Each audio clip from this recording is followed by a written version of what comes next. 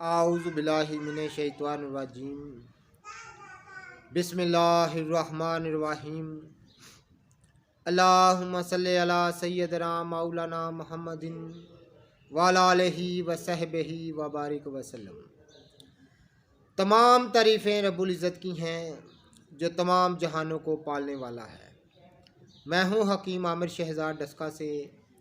नाज़रीन किराम, आपकी खिदमत में हुक्म कदीम का माल जाती रुझान, उनकी गहरी फ़िक्र, अमराज के दफ़ा के लिए हिफ़्ज़ान सेहत पर उनका फ़लसफ़ा, उनके माल जाती वाक़यात जो बहुत ही सबक आमूज़ होते हैं, साथ में इल्मुल अकाकीर, जड़ी बूटियों की सही शक्ल व सूरत, उनके नाम, उनके फ़ायदे आपकी खिदमत में अर्ज़ करता हूँ। ख़ास तौर पर साहिबान कमाल के सीने के राज मैं आपकी खिदमत में अर्ज़ करता हूँ। जो ख़ासुल ख़ास सीने के राज होते हैं, मैं उनसे पर्दा उठाता हूँ जो असरार मख्फिया में से है। नाज़रीन किराम, आज इस वीडियो में ख़ास तौर पर एक ऐसे ही मख्फी राज से मैं पर्दा उठाने लगा हूँ। एक ऐसी अक्सीरी दुआ के मतलब मैं आपकी खिदमत में अर्ज़ करने जा रहा हूँ जो कि जल्दी अमराज के लिए, ख़ास तौर पर अमराज जल्दिया के लिए एक अक्सीरी दुआ है। इस ज़माने में, आजकल के दौर में जल्दी अमराज इस कदर हैं कि अल्लाह की पनाह, यानी कसीर तादाद में अमराज जल्दिया के लोग मिलते हैं। जज़ाम, आतशक और बहुत सारी खारिश तार व खुशक, यानी बहुत सारी इसकी अलामत, ददर और चंबल जैसे बहुत सारे अमराज देखने में आते हैं अमराज जल्दिया के। तो नाज़रीन, इनको दूर करने के लिए मेरे एक दोस्त ने मुझे कमेंट किया कि आप कोई अमराज जल्दिया पर कोई हमें बताएं। तो इससे पहले भी मैं बहुत कुछ अर्ज़ कर चुका हूं, लेकिन आज जो मैं अक्सरी नुस्खा अर्ज़ करने जा रहा हूं, एक ख़ास साहब के सीने का राज है। नाज़रीन किराम, थोड़ी सी मैं अर्ज़ात भी आपकी खिदमत में अर्ज़ करूँगा ताकि बात समझ आ सके। दो लफ्ज़ में अगर नुस्खा बता दूं तो आपको ना समझ आएगी, ना मुझे बताने का कोई फ़ायदा होगा, ना आपको सुनने में कोई फ़ायदा होगा। तो नाज़रीन किराम, हकीम हाकम अली साहब बहुत एक शफीक इंसान थे, बड़े दोस्त इंसान थे। तो मेरा काफ़ी अरसा उनके यहाँ आना जाना रहा। वो ज़फ़रवाल के साथ एक इलाका है दमथल,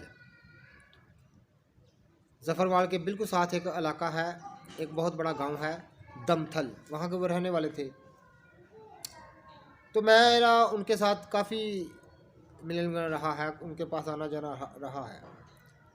आज भी मुझे वो याद आती हैं चीज़ें। उनके बिल्कुल कच्चे मकान थे उस वक़्त, बिल्कुल कच्चे मट्टी के मकान थे, तो उनमें वो रहा करते थे और इल्म दोस्त बहुत थे और फ़न तेब पर उनको काफ़ी महारत हासिल थी। बड़ी गहरी तशख़ीस थी उनकी, तशख़ीस उनकी बला की सी थी।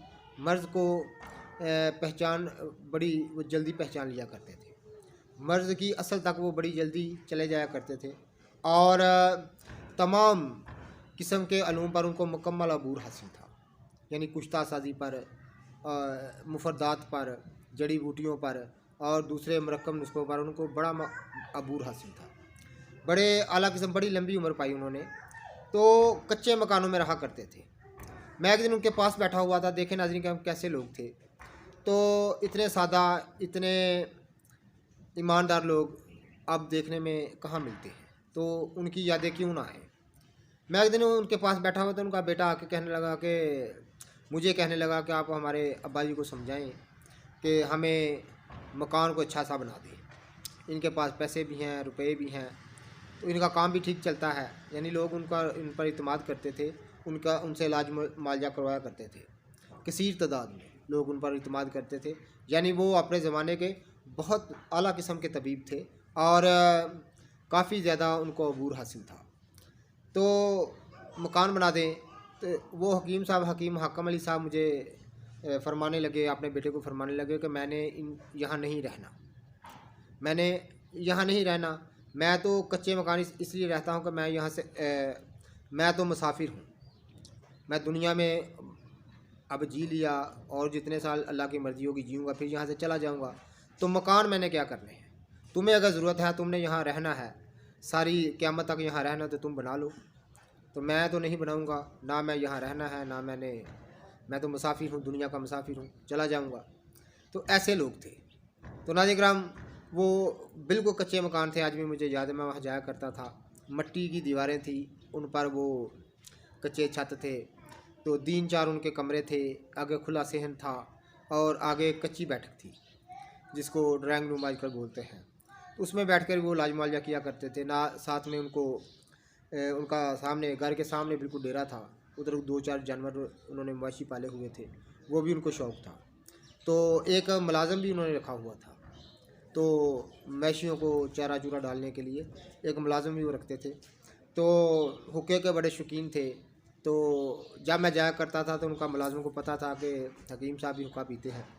तो सबसे पहले वो जो काम करते, सारे काम छोड़कर, उनका जो मुलाज़िम है वो हुक्का ताज़ा किया करता था और चिलम गर्म किया करता था, फिर वो मेरे पास रख दिया करता था।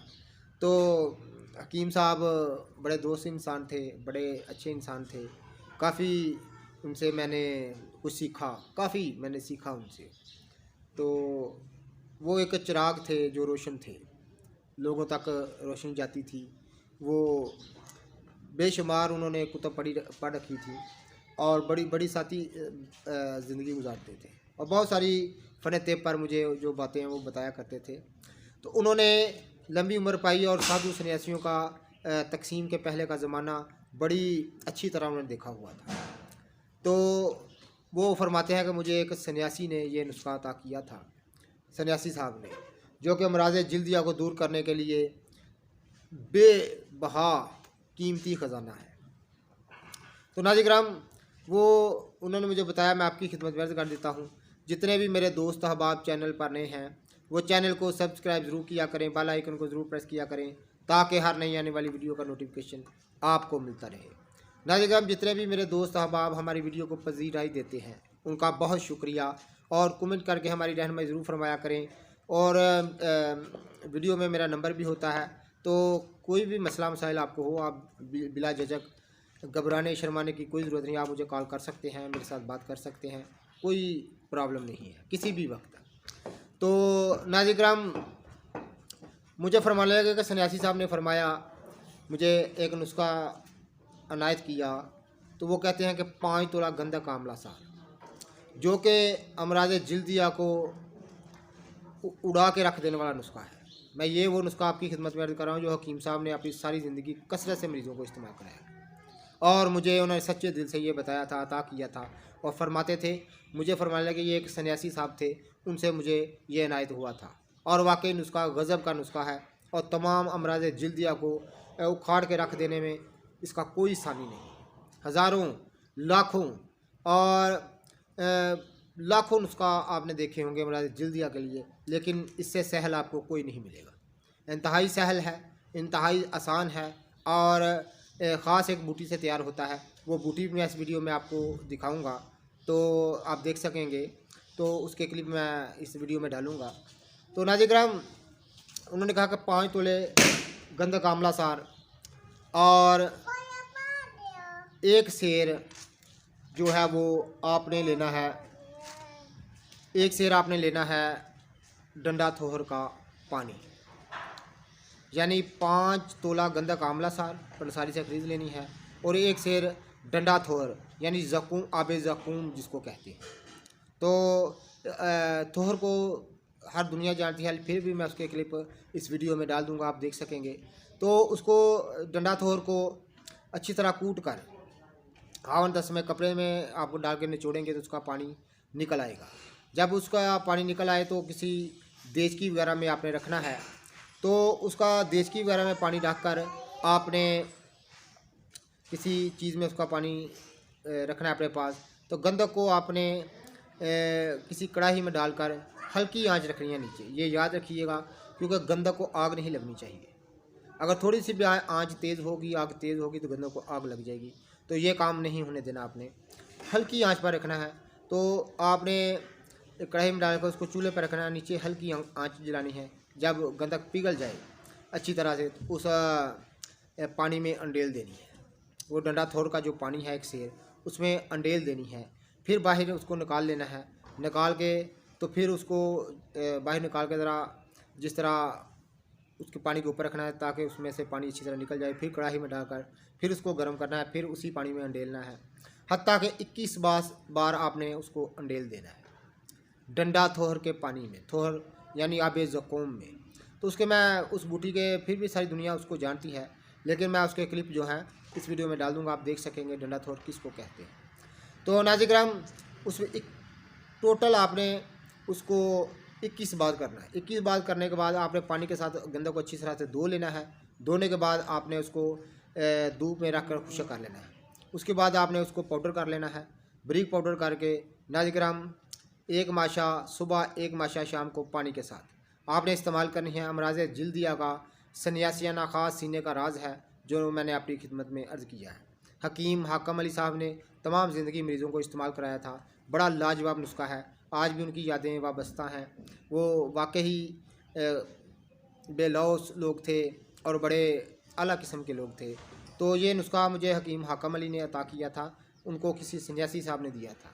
तो वाकई अमराज़ जिल्दिया को दूर करने के लिए तरियाक़ आज़म है, अक्सीर आज़म है, ज़रूर इस्तेमाल करिएगा और दुआए खैर से याद रखिएगा। तो नाज़रीन किराम जितने भी मेरे दोस्त अब चैनल पर नए हैं वो चैनल को सब्सक्राइब ज़रूर किया करें, बेल आइकन को ज़रूर प्रेस किया करें ताकि हर नई आने वाली वीडियो का नोटिफिकेशन आपको मिलता रहे। अल्लाह हाफ़िज़।